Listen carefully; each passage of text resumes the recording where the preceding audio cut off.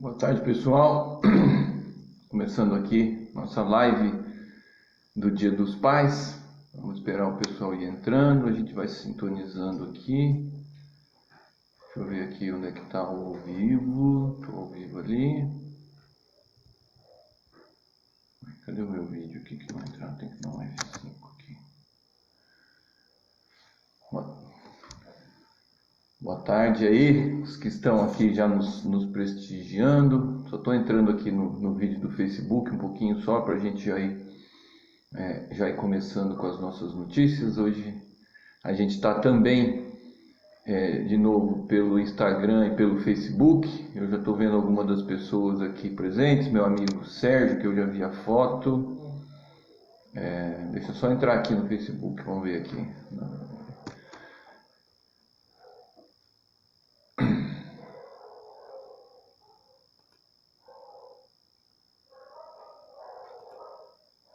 Aqui. Pra gente ir começando. Nossa, cheio de gente agora, 10 pessoas já. Deixa eu só acertar um pouco, galera. Só um instantinho pra gente ir. Nós estamos aqui hoje com. Mas hoje foi Dia dos Pais, começando um pouco aqui, dizendo que o meu Palmeiras foi campeão, né? Campeão paulista depois de muitos anos, muitos e muitos anos. E deixa eu tirar o som de um dos aparelhos aqui. Esse negócio do Facebook não tá certo aqui.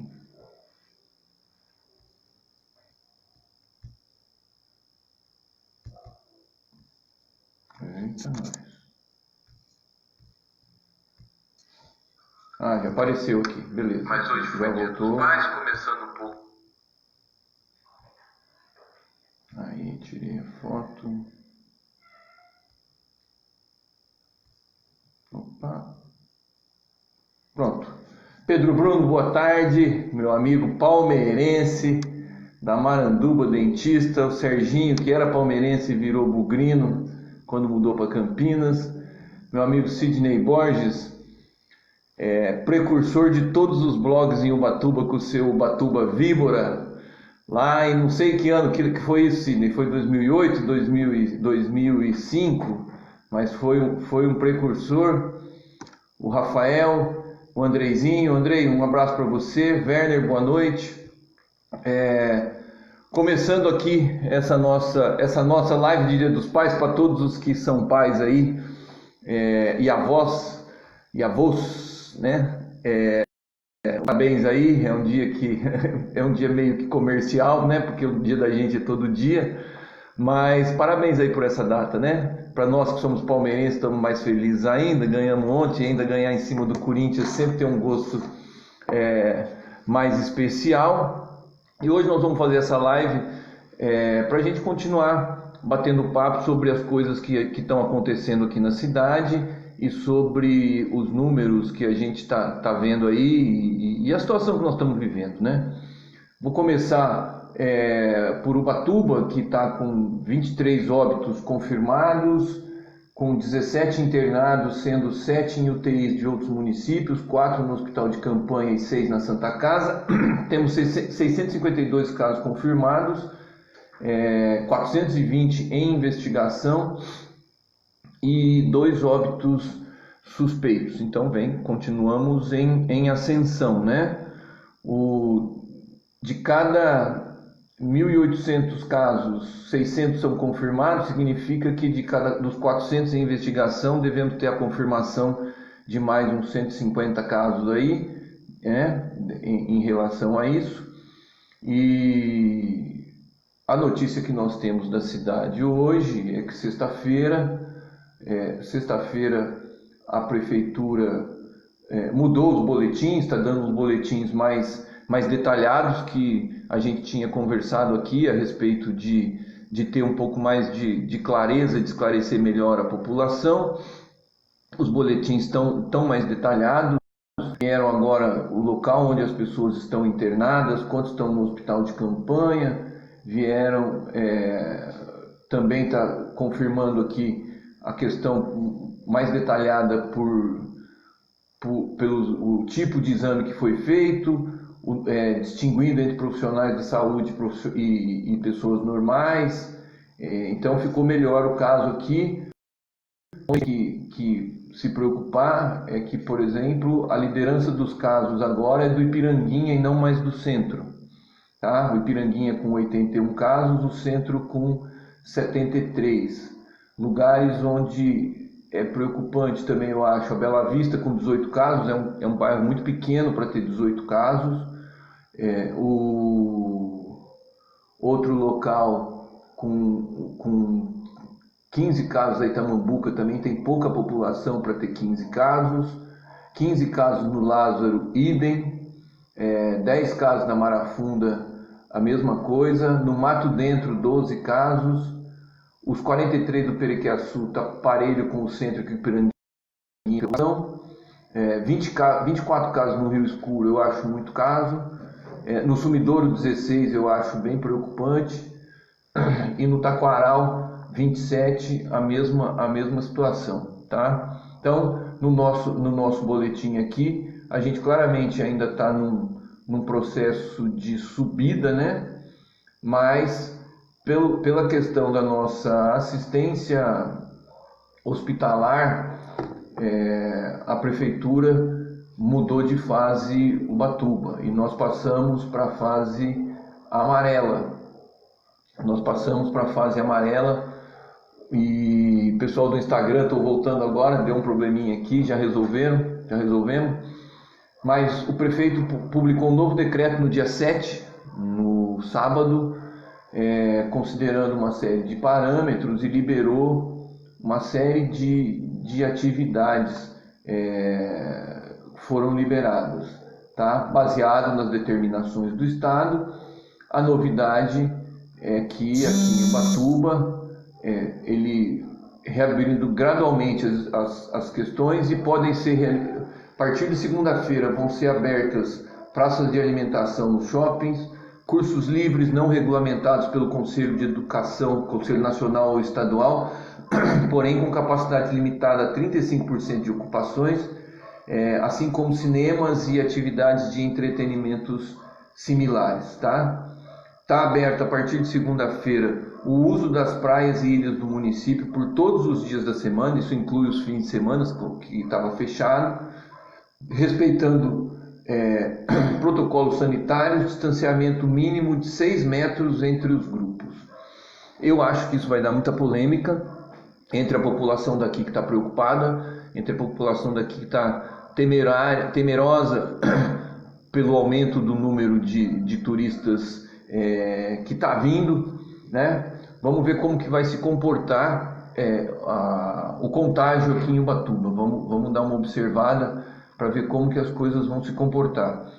E a outra coisa interessante aqui na atividade da prefeitura, a gente já falou nisso nas outras vezes, até de maneira coerente com toda essa liberação, estão liberadas as academias de ginástica, as academias de musculação, de dança, espaço de artes marciais, escola de natação, estúdios para atividades funcionais, tá? Devem ser consultados o decreto 7408 de 2020, devem ter todas as normas de segurança lá, né? São normas da Organização Mundial de Saúde, do Ministério da Saúde, fiscalização pela vigilância, e quem não cumprir vai ser autuado e deverá realizar a suspensão da atividade. Essa semana eu fui numa lanchonete que vende esfirras perto da minha casa e mesmo fora do estabelecimento, a moça do caixa se recusou a atender um cliente sem máscara. O pedido é feito na calçada e eu perguntei por quê e tudo, e ela disse que a fiscalização já tinha passado por lá e atender pessoas sem máscara na calçada e que o próximo passo seria o fechamento do local. Portanto, ali eu vi que teve uma fiscalização e eles estavam cumprindo, então até para fazer o pedido no delivery precisava de máscara. A prefeitura ainda deixa aqui um aviso dizendo que para continuar as flexibilizações vai ter avaliação permanente, pode ser revista a qualquer momento a partir dos critérios objetivos, técnicos e científicos, né? levando em consideração a situação epidemiológica da Covid em Ubatuba. A Prefeitura, com isso, assume uma responsabilidade nessa abertura. Eu creio que a gente fez uns questionamentos em público aqui a respeito de manifestação do Comus nessas decisões, que faltava a Prefeitura esclarecer se é só baseado no critério técnico ou se está escutando alguns setores e por isso deveria escutar toda a população, inclusive quem está temeroso com essa questão da abertura. E aí vamos ter que aguardar e ver como que essas questões vão ser. Pelo que está acontecendo no Brasil, pelo que está acontecendo no mundo, eu não tenho dúvidas de que nós temos que continuar nos cuidando muito de maneira individual. Eu não tenho dúvida a esse respeito. Acho que nós estamos correndo sérios riscos ainda, e eu vou passar agora, eu deixei para falar Ubatuba primeiro hoje, porque hoje eu acho que nós temos que falar de algumas coisas muito sérias a respeito da epidemia e também a respeito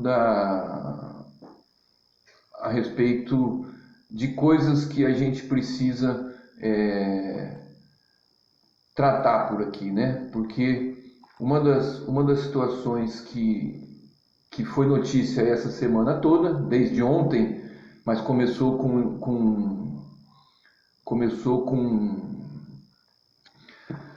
os editoriais dos grandes jornais, Folha, Globo, Estadão, a respeito dos 100 mil mortos, que é um número simbólico, é um número muito significativo. Nessa questão dos 100 mil, relembra muito para quem conhece de história e para os mais antigos que viveram. Eu não vivi, mas muita gente viveu a passeata dos 100 mil, que foi um ato de resistência à ditadura, né?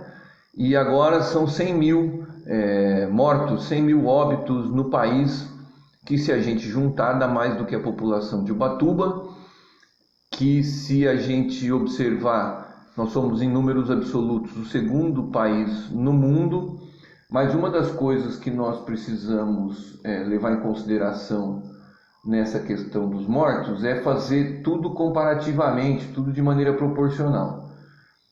São menos de 5 meses após a primeira morte. Ontem, nos jornais de TV, muitos fizeram os gráficos da evolução e mostrando o quanto que a gente está evoluindo. Nós praticamente estamos evoluindo 25 mil mortes fazem 3 estatísticas que a cada 21 dias a gente está acrescentando 25 mil mortes, né? E isso significa que nós estamos, se for um platô, é um platô muito alto, um platô de mais de 1.000 mortes ao dia, tá? A BBC News questiona, por exemplo, faz uma pergunta: e se esses 100 mil estivessem no mesmo lugar? Porque todos ficamos chocados com a explosão do Líbano, que matou menos de 200 pessoas, né? E deixou, não sei, alguns milhares de feridos ali e causou uma devastação material. Mas esses 100 mil mortes são um número maior do que o que foi morto na bomba de Hiroshima, que completa aniversário essa semana, a bomba atômica de Hiroshima. Também matou menos do que 100 mil pessoas, foram 60 mil pessoas em Hiroshima e depois mais outro tanto em Nagasaki. Então, o tamanho dessa catástrofe no Brasil, ela é histórica, né? Então, acho que isso nós temos que refletir. E hoje eu vi um vídeo do Arthur Quioro, que foi ministro da Justiça, e que ele deu um dado muito importante. O Brasil responde por aproximadamente 3% da população mundial. E nós temos 13% do número de mortos. Então, está morrendo mais gente proporcionalmente no Brasil do que em outros países. Eu acho que esse é um dado que reflete o nosso insucesso no combate. Então, para a gente que está aqui em Ubatuba, 23 mortes pode parecer aceitável, mas eu acho que nenhuma morte é aceitável. A gente precisa ficar atento para não colapsar o nosso sistema de saúde, já que a gente está ainda num momento de aumento de casos. Mas eu acho que nós temos que pensar a nível de Brasil. E aí não é o Maurício que está falando, não é o político Maurício que está falando, mas a imprensa toda ontem responsabilizou de maneira muito direta o comportamento do presidente da República e a falta de atitude do governo federal por essas 100 mil mortes e aí todas as mortes que poderiam ter sido evitadas se tivéssemos, com a vantagem que nós tínhamos no início da epidemia, de nós estarmos 2 meses atrasados e, portanto, teríamos 2 meses de folga para nos preparar, tá? Como nós desperdiçamos essa vantagem que poderia fazer com que a gente, na verdade, disputasse como um dos países que melhor tivesse controlado a epidemia. Porque, ao contrário dos Estados Unidos, nós temos o SUS, tá? Que tem agentes comunitários de saúde por todo esse país, que tem equipes de saúde da família por todo esse país, tá? Que é onde se faz o enfrentamento primário da epidemia. Não foram utilizados no princípio, agora as equipes de saúde estão sendo usadas, né? Mas no geral no Brasil não foram utilizados pelo Ministério da Saúde, assim como a falta de testes, assim como a demora na compra dos respiradores, e depois que isso entrou, se agravaram, apareceram os casos de corrupção, porque se deixou descentralizadas as compras, seria muito mais claro, muito mais transparente, muito mais fácil de controlar. Se o governo federal fizesse a compra em lote, seria mais barato, seria mais fácil de controlar o preço e seria muito melhor e seria mais rápido, né, pela quantidade. Então nós perdemos essas oportunidades. E aí todos eles estão falando, nós precisamos, eu acho que precisa ser tocado esse ponto. 100 mil pessoas que são pais no Dia dos Pais de hoje, avós, mães, irmãs, parentes, amigos, trabalhadores da saúde. Aqui em Ubatuba nós perdemos uma trabalhadora da saúde, que foram embora, e a gente não pode normatizar essa perda. A gente não pode tornar isso como sendo normal pelo quadro que nós estamos vivendo. A pandemia que nós estamos vivendo não é normal. A pandemia que está assolando o mundo, ela já era prevista desde quando apareceu a SARS-CoV-1, o coronavírus é o SARS-CoV-2. O mundo inteiro teve possibilidade de se precaver. Quando ela aconteceu, alguns países agiram de maneira muito rápida e tiveram sucesso. É o caso da China, é o caso dos países lá da Austrália, que ainda assim estão com surto. E outros países, conforme ela veio vindo de leste para oeste, que é o que todo mundo fala, ela começou na Europa para depois chegar na América. Então, tinha tempo para se preparar. Então nós não podemos considerar, nós do Brasil, eu concordo com quem diz que o dia de ontem foi um dia de luto nacional pelas 100 mil vidas, pelas 100 mil mortes, pelas 100 mil vidas perdidas, e que dessas aí, milhares delas talvez pudessem ser evitadas. As dos índios, com certeza, muitas das mortes dos indígenas, muitas das periferias, que ficaram defasados em relação ao acesso ao respirador, do norte e nordeste, quando a gente viu o colapso em Manaus, o colapso em Belém, o perigo que estava em Fortaleza. Então, se tivesse tido uma coordenação central, isso vai ter que ser responsabilizado. Acho que o sinal que foi emitido ontem, por geral, tá? Inclusive com Congresso Nacional decretando luto oficial, Supremo Tribunal decretando luto oficial e a Presidência da República não decretou luto oficial. Acho que essa é um sinal de que isso precisa acabar. A Presidência da República do Brasil precisa ou assumir esse país e governar para todos, ou nós precisamos discutir como nós vamos fazer. Porque essa pandemia pode ainda demorar mais tempo. Nós não sabemos, com essa atitude que o governo está tendo, mesmo ele falando que vai comprar as vacinas, nós não temos certeza de que se isso vai chegar em tempo por conta dessa inoperância, tá? A economia, que caiu pra caramba, que deve ter um tombo maior ainda no número de desempregados em setembro, e eu quero falar sobre isso.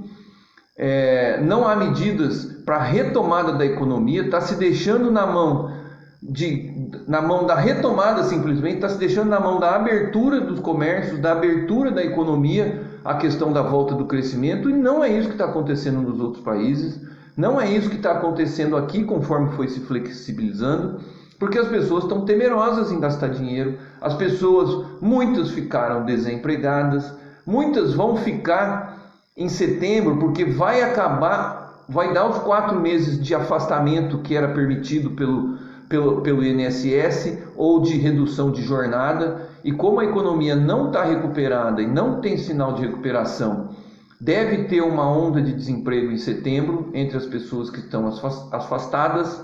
A notícia que se tem do movimento dos shopping centers é que mesmo com o retorno nas cidades em que já retornou, o movimento não chega nem a 10%, 20% do que era antes da pandemia, simplesmente porque tem uma crise econômica que já vinha de antes e que foi muito agravada. Portanto, seja pelo combate, seja pelo esse Dia Nacional de Luto, que todos nós temos que ter, infelizmente hoje, Dia dos Pais, que era um dia de vida da gente comemorar, seja por conta dessa questão do desemprego que já está assolando e que está sendo mascarado pelos dados oficiais, que vai assolar esse país mais e mais, o governo federal precisa ser responsabilizado. Eu acho que todos nós que estamos assistindo essa live aqui, temos que assumir nossa responsabilidade em dialogar, em esclarecer as pessoas.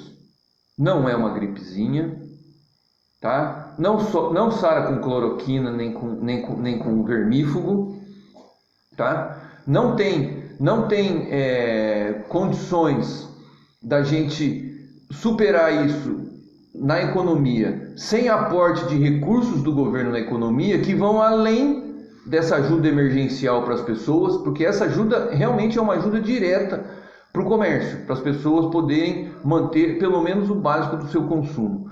Mas isso não é suficiente. Eu já falei que no meu caso, no caso do Pedro Bruno que está aqui, a gente está desassistido enquanto profissional liberal e enquanto os microempresários que empregam em termos de ajuda para poder sobreviver por mais tempo, para poder pagar nossos impostos, fazer investimento para poder melhorar, e assim são várias empresas. Quem anda aqui no centro de Ubatuba já está vendo várias lojas para alugar, quem conversa está vendo com as pessoas que elas não estão animadas com a questão do consumo, certo? E nós vamos ver os balanços dos Dias dos Pais aí, né, durante essa semana, de o quanto que ele representou em relação ao ano passado, porque nós temos, se fosse igual o consumo ao ano passado, já estaria relativamente bom, mas eu não sei se vai ter sido igual, porque não sei se as pessoas mantiveram o hábito de comprar presente para todo mundo ou reduziram. E essas são medidas que a gente vai ter que ir vendo. E aí eu queria cumprimentar primeiro aqui o Sidney, o Sérgio já comentei, o Pedro Bruno, minha maninha Maria Luísa que está aqui, o Werner já falei, o Otávio Cândido, grande amigo. Tudo bem, Otávio? Lá de Guará. Meu irmão Luiz Fernando falando que eu estou feliz pelo Palmeiras, lógico que eu estou, né, cara?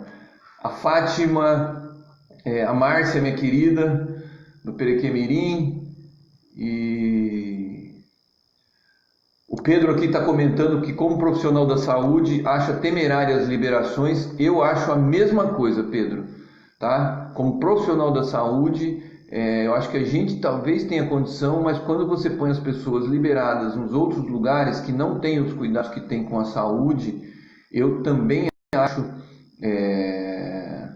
muito temerário, entendeu?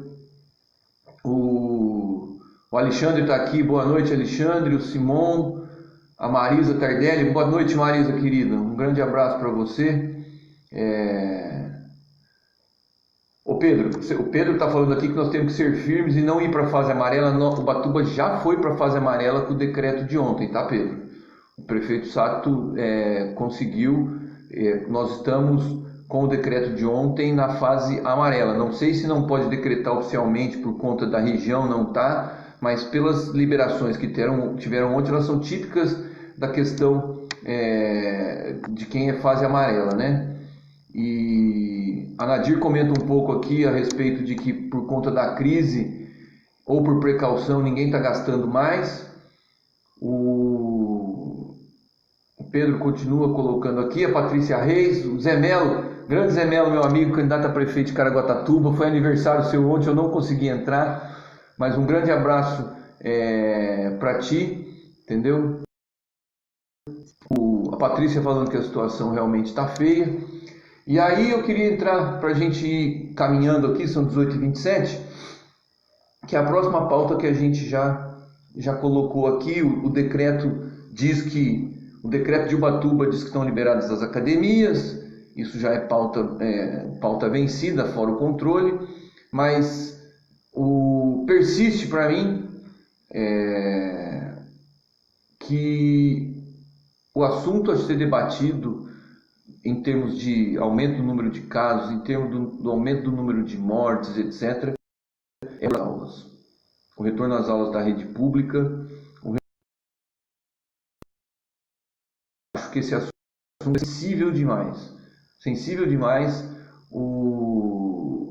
Vai precisar ser muito firme, porque eu não consigo enxergar segurança para a volta às aulas no início de setembro ainda, entendeu? E acho que a gente vai ter que ficar atento aos sinais para essa liberação, porque aí eu acho que volta a colocar em mais risco todo mundo, porque a criança vai se transformar num vetor, o adolescente, eles já são vetores dentro de casa, e aí você colocar um contingente enorme de pessoas ao mesmo tempo na rua, indo e vindo de bicicleta, de carro, de ônibus, a pé, tocando nas pessoas, tocando nos locais, se tocando entre si. Como é que você vai impedir uma criança de se tocar? Como é que vai fazer na creche para cuidar dos bebês ao mesmo tempo? Três pessoas, uma professora e duas auxiliares educacionais cuidarem de 15, 20, 15, 16 nenês ao mesmo tempo, com cuidado entre si. Temerário. No boletim de Ubatuba tem casos de crianças com menos de 1 ano, tem casos de crianças de 1 ano, então elas não é que elas não pegam, né? A Edna, minha querida, um abraço aí, obrigado pelo Dia dos Pais. A Fernandinha está colocando aqui que tem muitos turistas na cidade e acha um absurdo, mas é isso, viu, Fernanda? Tá liberado e acho que nós temos que nos cuidar. Eu, por exemplo, fui hoje de manhã caminhar de máscara, fiquei um pouquinho na orla, não é possível, muito longe, e voltei muito rápido para casa, entendeu? Eu não fui à praia, então eu tenho notícias de como está a praia, tá? Mas eu não fui à Praia Grande, não fui ao Perequiaçu, que são as praias mais perto, a Barra Seca, e se eu tivesse ido correr seria bem cedo ou bem de noite, quando tem pouco movimento, mas eu também nem fui nessas últimas semanas, e tenho circulado basicamente pelo centro e basicamente com saídas objetivas de casa, né? Mercado, banco e para atender no consultório, e ainda assim estamos com muito cuidado com os pacientes, né? Com os pacientes sensíveis a isso.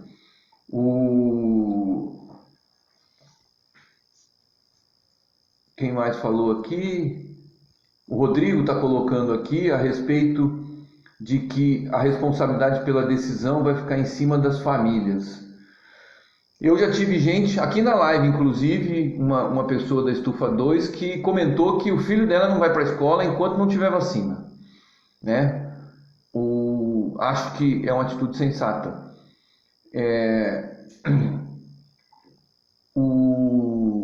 Nós vamos precisar ver como que vai ser o protocolo nas escolas. E as famílias não vão poder ser responsabilizadas. Eu não creio que a gente possa deixar simplesmente falar, o pai leva se quiser. O que eles vão dizer, eu acho que a partir do momento que se abre para as aulas, é uma responsabilidade do poder público, né? Eu não tenho dúvida em relação a isso, entendeu? a pressão maior, ao que parece, ao que dizem as notícias, são das escolas particulares, e isso sendo verdade, acho um desserviço, né? Porque desune a categoria da educação. Se as particulares voltam, elas acabam sendo igual o presidente da República, né? Se as particulares, que teoricamente têm os mais que teoricamente são mais equipadas e mais preparadas, se elas dão um exemplo voltando e pressionando para voltar, né? Acaba sendo que nem o nosso presidente, em que, pelo exemplo, ele estimulou as pessoas a transgredirem nas regras da quarentena, a encurralarem governadores e prefeitos na questão da pandemia, na questão do fechamento da cidade, e isso está trazendo esses números que nós estamos vendo aí. A minha avaliação de quem foi prefeito, de quem é da área da saúde, tá? Que conhece o Sistema Único de Saúde, a minha avaliação sincera é que nós deveríamos estar dando exemplo para o mundo e não passando vergonha frente ao mundo. Nós tínhamos condições disso, nós temos condições ainda até de reverter, tá? Eu sou um dos que tem convicção de que a responsabilidade do presidente da República é tamanha em relação a isso, assim como a responsabilidade dos militares que estão dando suporte a ele, inclusive prestando o papel de assumir o Ministério da Saúde sem ter a qualificação para essa questão, entendeu? Eu acho que são muito responsabilizados. E para nós que estamos aqui e que estamos fazendo essa leitura crítica da situação, essa leitura crítica de responsabilidades, as pessoas os jornais, a mídia, e aí vou citar Globo, Folha, Estadão, os blogs, eu acho que não basta só responsabilizar o Bolsonaro, entendeu? É preciso que a gente lembre o papel que a mídia teve na eleição do Bolsonaro. Não é só porque o Bolsonaro é muito pior do que era o Haddad que enfrentou ele no segundo turno. O Bolsonaro era pior do que o Ciro, o Bolsonaro é pior do que o Alckmin como gestor, entendeu? O Bolsonaro não tinha as condições. Se ele foi para o segundo turno, foi por conta de fake news, que teve gente que é anunciante das grandes empresas. Ontem no jogo do Palmeiras eu fiquei muito chateado de ter um dos grandes patrocinadores de fake news aparecendo na tela. Então são os financiadores da mídia e a mídia em si quem fizeram e construíram a demonização da política, a demonização do setor público, do serviço público nesse país, tá? E que proporcionaram, entendeu? E que proporcionaram a banalização da violência, a banalização da campanha e fizeram com que nós tivéssemos no primeiro turno Bolsonaro chegando para o segundo turno, ou seja, ficando à frente de outros candidatos que eram mais competentes que ele, enquanto gestores, eu não tenho dúvida disso, e que no segundo turno também fizeram uma cobertura parcial, uma cobertura pautada em interesses econômicos, interesses contrários ao da população brasileira e ajudaram a eleger o presidente Jair Bolsonaro. Então nós também temos que cobrar responsabilidade das pessoas, quem acha que o Bolsonaro é responsável por essas 100 mil mortes, que tem responsabilidade, precisa saber que os apoiadores deles, principalmente os institucionais, a mídia, a grande mídia, os blogs patrocinados e os patrocinadores de fake news, são as pessoas também responsáveis por ele estar lá. Bolsonaro é consequência, tá? De uma campanha do grande capital internacional, de uma campanha muito forte para assumir as riquezas brasileiras. E tem lá dentro dele o maior representante deles, que é o ministro da Fazenda, o Paulo Guedes, que está esperando para poder fazer uma reforma tributária que vai penalizar ainda mais os trabalhadores e ainda mais os mais pobres, na medida em que vai tirar direitos trabalhistas via tirar as contribuições trabalhistas, vai reduzir o imposto de renda de quem paga mais e não vai avançar na tributação de dividendos, na tributação de ganho de capital, na tributação das grandes fortunas, que são os interessados em que o sistema financeiro funcione a favor deles, que são os que lucram com os juros altos, que são os que lucram, principalmente os bancos, entendeu? Com a exploração, com a nossa exploração com os juros de cartão de crédito, cheque especial, de boleto bancário. Então, é preciso que a gente aqui comece a pensar, todo mundo que está aqui na live hoje, eu reputo como sendo formador de opinião, como pessoa que está aqui para dialogar, para colocar as coisas importantes, para nos dizer, como a Fernandinha está dizendo aqui, a Patrícia, de como está a Praia Vermelha para o Mirim hoje, lotadas e com turistas sem máscara. A gente vem aqui para trocar ideia a respeito das questões que está. O Pedro Bruno está colocando aqui tanto da pressão das escolas particulares como da pressão visando só o dinheiro, entendeu? E a gente precisa, aos poucos, porque live igual essa que nós estamos participando aqui hoje, esse diálogo, estão acontecendo o tempo todo em vários lugares com outras pessoas participando. E a gente precisa formar uma massa crítica, uma massa honesta para enfrentar essa situação, para poder disputar a narrativa. É disso que se trata as disputas. Uma disputa de narrativa local aqui, que nós estamos entrando num processo eleitoral do que é melhor para a cidade, mas também nessa questão da epidemia, uma disputa de narrativa sobre responsabilidade, de quem é a responsabilidade e cobrar a responsabilidade dessas pessoas. A gente aqui cobrou durante a semana passada que a prefeitura fosse mais clara nos boletins, melhoraram. E não foi só por conta da minha cobrança, da nossa cobrança aqui, eu considero que nós somos um grupo. Foi porque em vários lugares, a gente sente que na cidade tem essa dúvida.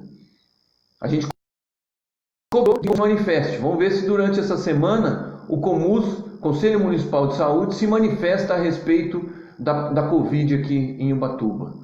E aí a gente também precisa fazer essa formação de opinião. A gente precisa sair das nossas bolhas. Então, além de curtir, compartilhar e comentar, que eu sempre peço aqui, para vocês que estão aqui no Facebook, o Instagram, hoje uma ferramenta mais ágil, então eu queria pedir que vocês aderissem ao Instagram e seguissem a gente lá, que a gente vai seguir vocês também, para a gente poder, é um meio mais ágil para a gente fazer, entendeu? Mas e que também no Facebook aqui curtisse e compartilhasse com os seus contatos, mas também que usasse o WhatsApp para fazer essas discussões. Para que também usasse os contatos pessoais para a gente fazer, porque é uma questão contínua. Se a gente arrefecer agora e achar que está tudo certo, liberar geral, e não tiver gente discordando com as aulas, discordando e revoltado com as praias cheias, com o descaso dos turistas para com a população de Ubatuba, vai normalizar ainda mais. Então a gente precisa realmente ter voz, e isso significa ter gente que concorda conosco, isso significa ter gente que dialogue conosco. Tá? Uma das principais funções que eu venho aqui conversar, além do fato de ser uma figura pública aqui em Ubatuba, é porque eu sei que tem gente que vem dialogar comigo que é formador de opinião, como todos que estão aqui. É gente que se informa, é gente que tem informação confiável, é gente que não tem por fake news, é gente que verifica a qualidade da informação.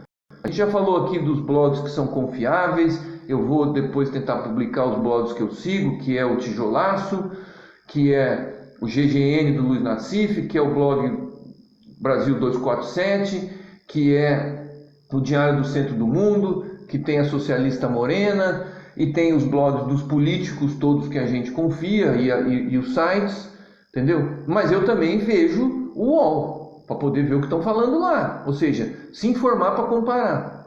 Então, vamos...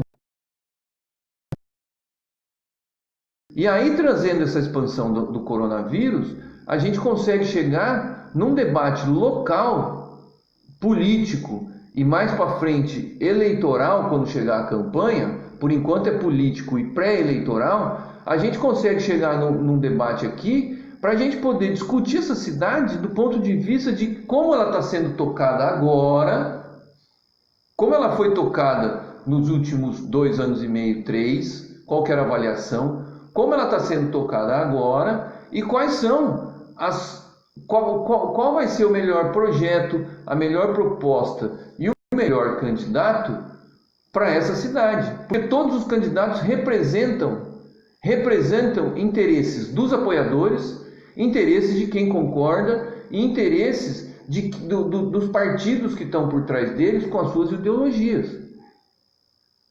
E aí a gente tem que lutar usando essa desinformação da Covid, usando o caso da eleição de 2008, trazendo aqui para essa eleição de 2020 para discutir a Covid, a volta às aulas, como é que vai ser a temporada, o que se prevê para a cidade daqui a 4 anos, durante os próximos 4 anos, baseado numa realidade, qual a realidade que cada pré-candidato enxerga para a cidade.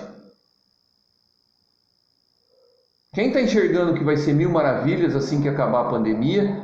Quem está enxergando que a pandemia ainda vai demorar por um tempo e que vai precisar, mesmo com vacina, vai precisar de um outro modelo de sociedade, um outro modelo de administração, que é o que nós estamos levando em discussão?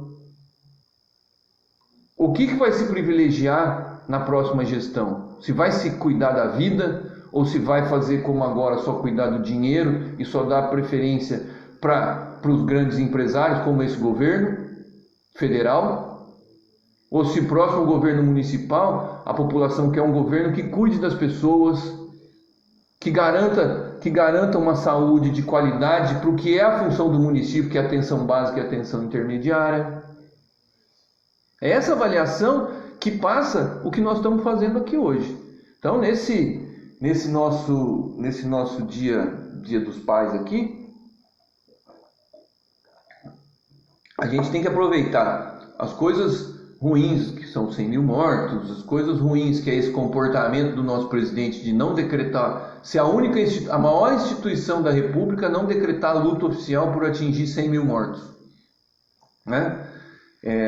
Cabe a nós aqui a gente poder refletir sobre isso e a partir daí conseguir tentar enxergar as possibilidades que nós temos para poder não ser pessimista, para poder acreditar no ser humano, para poder acreditar na capacidade, certo? Para poder, como eu e como acho que a maioria dos que estão aqui, saber que a gente individualmente, principalmente numa situação de crise, a gente tem muito mais dificuldade de poder refletir sobre um novo momento que, na minha opinião, vai deixar de ser um momento de competição, entendeu? Competição entre as cidades, competição entre os países, e a gente vai ter que fazer com que, por exemplo, nós aqui de Ubatuba, aqui na cidade de Ubatuba, a gente deixe de competir uns com os outros para passar a ser cooperativos, que é dessa maneira que a gente chega mais longe. Isso significa, para o próximo período, conversar em termos de junção de pessoas, em termos de estímulo às empresas locais, em termos de construção de soluções inovadoras e com atividades econômicas que nós não temos hoje, para poder aqui falar aqui na cidade, e aí vai também discutir regionalmente uma cooperação com os outros municípios para solucionar coisas que podem ser solucionadas melhor de maneira regional, como o transbordo do lixo, como a questão dos royalties, como a questão ou seja, de atividade econômica. E daí, inclusive, nacionalmente, exigir do governo federal que ele olhe para o país como um todo, né? Então, eu acho que essas são as questões para a gente refletir. O Rodrigo está colocando aqui uma coisa muito interessante na questão do Covid ser pensada de maneira regional e as 4 cidades propondo juntos. Eu não ouvi notícia de que foi isso. Sei que é sediado em Taubaté, o Vale do Paraíba, e que é um lugar de articulação regional por conta do governo do estado, né? Mas no litoral norte, com certeza, eu acho que poderia ter tido, e não tivemos notícia, né, Rodrigo, de que teve isso, né? Eu enfrentei isso enquanto prefeito, que foi uma situação de que para nós de Ubatuba era muito difícil conversar regionalmente, porque a gente era o mais fraco em termos econômicos e, portanto, qualquer solução que envolvesse recurso, ou a gente não teria os recursos para utilizar, ou os outros municípios não levariam em consideração por essa questão nossa de sermos mais fracos economicamente em termos de arrecadação e por conta da injustiça na distribuição dos royalties, certo? Então acho que essa é uma questão da gente poder falar, mas é correto isso, viu, Rodrigo? De que poderia ter sido feito sim. Até porque já existe uma ação regionalizada, né? Que é a UTI de Caraguatatuba, que é pacientes das 4 cidades, né? Que é a hemodiálise, que também recebe paciente das 4 cidades, e portanto já existe um caminho de articulação. Mas não vi, eu acho que uma das coisas que melhor seriam se fossem regionalmente coordenadas, uma das coisas que melhor seriam regionalmente coordenadas seria a flexibilização. Porque as pessoas vêm para cá de maneira regional, né? Quem vai para Ilhabela, as pessoas vêm para o litoral norte. E acho que se as 4 cidades adotassem o mesmo critério, as pessoas pensariam 2 vezes antes de pegar a serra, a de Mogi Bertioga, a dos Tamoios e a Oswaldo Cruz, viu, Rodrigo? Eu vi isso e não tenho notícia de que eles tentaram ou não, entendeu? O Pedro está falando aqui que Ilhabela só pensa nela. Em grande parte sim, viu? São isolados geograficamente por ser ilha, mas também tem uma situação financeira tão confortável que fica difícil mesmo. Um abraço para o Antônio Carlos, que é Romero, está aqui, acho que é um dos únicos que eu não cumprimentei ainda, né? A Nadir faz um comentário importante aqui, de que a volta às aulas, ela infelizmente não tem nada a ver com uma demonstração de importância ao ensino, de importância à educação e de importância aos professores. Isso eu tenho muito nítido comigo, entendeu? A volta às aulas, ela não está sendo pensada por conta da educação. A volta às aulas está sendo pensada principalmente por conta dos interesses do trabalho e do dinheiro. Eu tenho muito claro isso comigo, tá? Que se fizer uma enquete e tudo mais, eu acho que também vai estar muito claro isso entre as pessoas, né, Nadir?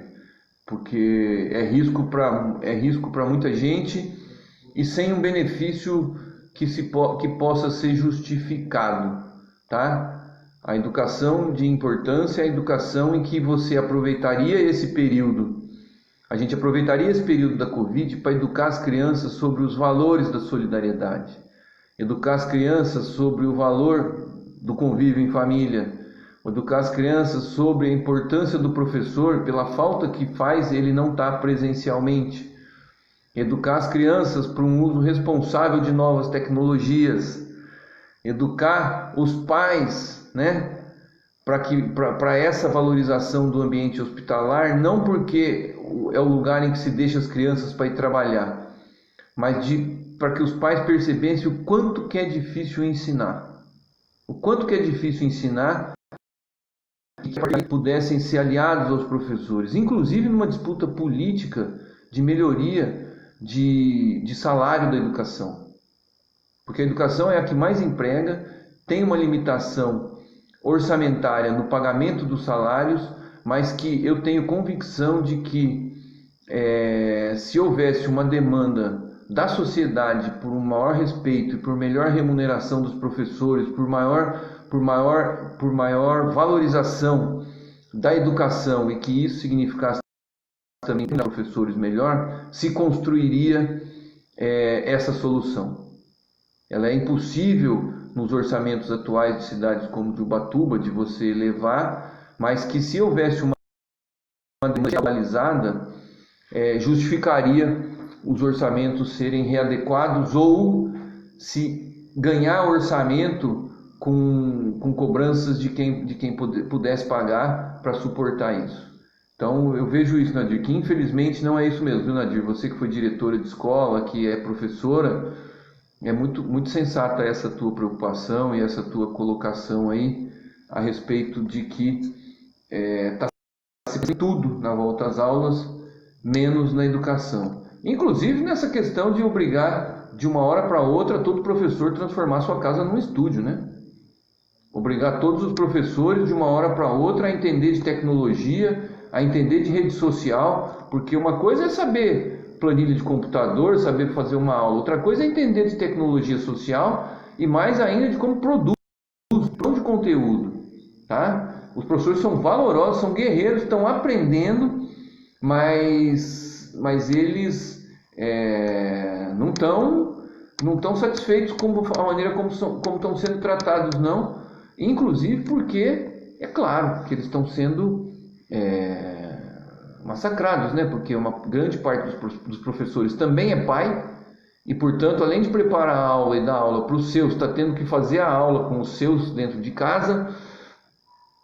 Uma boa parte dos professores é do sexo feminino, e enquanto professoras, a jornada online as deixa mais em casa ainda, sobra com certeza para elas mais ainda o serviço doméstico, afora toda uma questão aí de quem mais sofre com violência doméstica e etc, né? Então, acho que essa é uma questão. O que mais que tem que estar falando aqui? O Pedro falando aqui da ilha, mas enfim, acho que a gente já pode ir caminhando aí. De novo, Antônio Carlos. E eu quero finalizar aqui além de mandar um abraço de final aí para o pessoal do Instagram e do Facebook, reforçar a importância do debate. E, portanto, essa importância do debate é que esse debate vá além desse círculo que nós estamos formando aqui entre nós. Tá? Eu quero muito dialogar, principalmente com o pessoal de Ubatuba, mas com quem quiser. Portanto, vocês se sintam estimulados a convidar mais pessoas para vir participar das nossas lives. Eu quero muito que esse diálogo ultrapasse esse grupo nosso e, portanto, com quem vocês puderem comentar e enviar o vídeo, mas também que mas eu também gostaria muito de receber por outras redes sociais mensagens de vocês, saber que cada um tem o papel e está fazendo debate, não está só se queixando da pandemia, não está só resistindo aos que são irresponsáveis e não usam máscara, mas que também está conscientizando gente. Tem muita gente em busca de informação séria e querendo dialogar. Isso pode ser uma conversa por vídeo no WhatsApp, isso pode ser uma publicação direcionada para todos os contatos do WhatsApp, porque cada um de vocês que estão aqui tem muito mais credibilidade com os seus amigos do que eu. Assim como eu tenho muito mais credibilidade com as pessoas que me conhecem e confiam em mim do que uma pessoa desconhecida. Portanto, quando vocês encaminham alguma coisa que é de outra pessoa, um card ou uma notícia ou o acesso para essa live nossa ou para o vídeo que vai ficar postado, tem muito mais credibilidade do que se eu impulsiono no Facebook. Muito mais. Então vamos assumir essa questão aí. E a reflexão que eu quero terminar hoje aqui, porque é Dia dos Pais, né?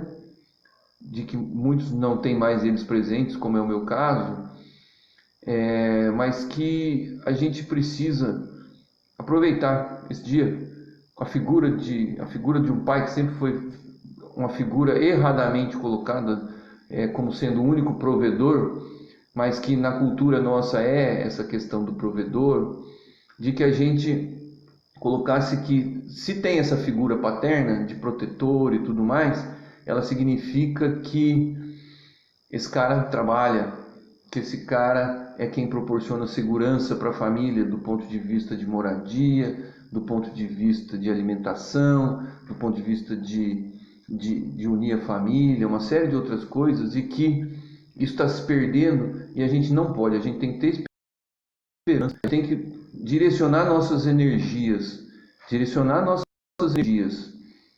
para fazer as críticas, sim, mas a maior parte das nossas energias para pensar em soluções, para discutir soluções com as pessoas, para pensar em como que cada um de nós vai fazer para se sair melhor e ajudando pessoas também a saírem melhor, a como cada um de nós pode, nesse momento de aflição, ajudar quem está precisando, para a gente transformar isso que nós estamos vivendo num aprendizado, entendeu? Que nos deixe mais forte. Todos os obstáculos que a gente transpõe sempre reforçam a nossa musculatura moral, intelectual, nossa capacidade de raciocínio, de pensar. E portanto que a gente veja essa dificuldade num dia significativo como hoje, que é o Dia dos Pais, que a gente veja como sendo uma oportunidade de crescimento, e principalmente que a gente não deixe de ter esperança, tá? O presidente foi colocado onde ele está e a gente não concorda, ele pode ser tirado e pode ter outro. Do mesmo jeito que a gente na nossa vida está com dificuldade, a gente pode depois, aos poucos, ir retomando. Portanto, que a gente jamais deixe de ter esperança, e eu falo sempre que a esperança é verbo do esperançar, porque significa buscar as coisas que a gente precisa, buscar as coisas que a sociedade, que o mundo precisa, porque ele precisa muito mais do que voltar ao normal. Nós precisamos de um mundo muito melhor do que o que nós já estávamos vivendo, né? Então, de novo, um feliz Dia dos Pais aí para todo mundo. Obrigado por vocês estarem presentes aqui. A gente se vê na quinta-feira de novo, na live de quinta-feira. E postem aqui sugestões de pauta. Durante a semana vamos informando para a gente poder tornar as conversas cada vez mais agradáveis, mas também mais produtivas, tá ok? Um beijo para todas e todos e até quinta.